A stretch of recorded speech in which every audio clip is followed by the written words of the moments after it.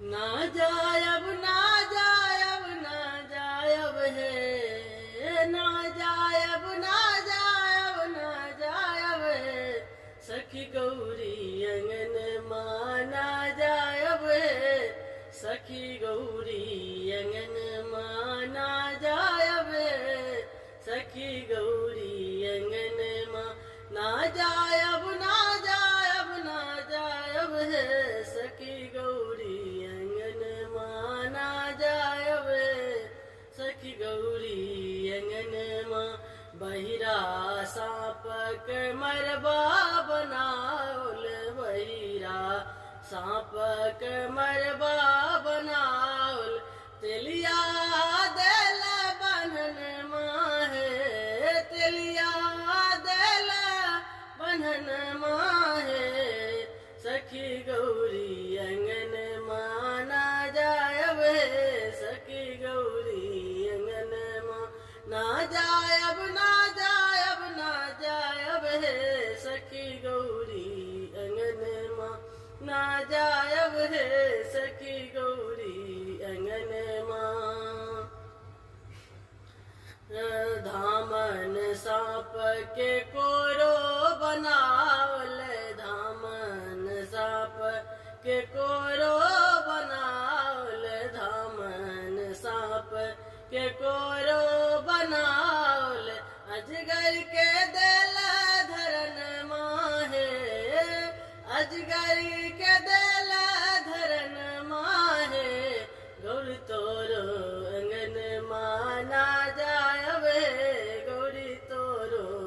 अंगन माँ ना जायब है, गौरी तोरो अंगन माँ।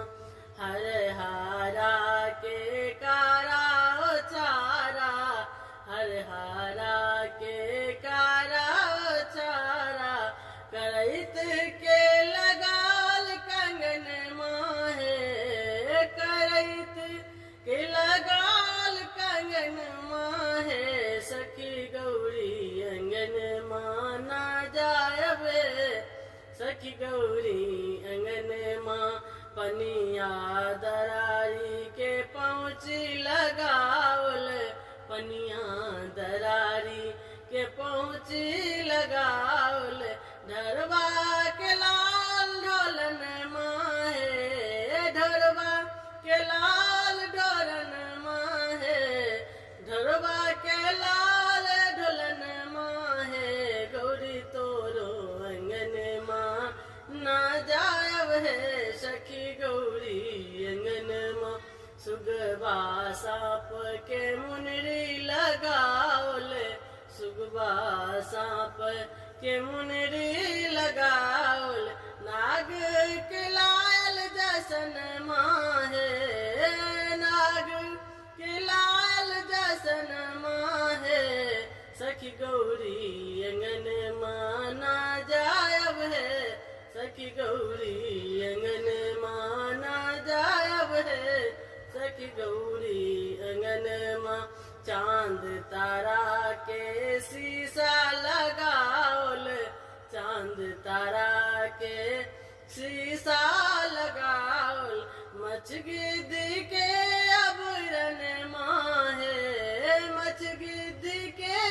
अबरन माँ है, सखी गौरी अंगन माँ ना जायब है, सखी गौरी अंगन माँ ना जायब ना जायब ना जायब है, सखी गौरी अंगन माँ ना जायब है, सखी गौरी अंगन माँ ना जायब है, सखी गौरी अंगन माँ। धन्यवाद। जय मिथिला, जय मैथिली, हर हर महादेव।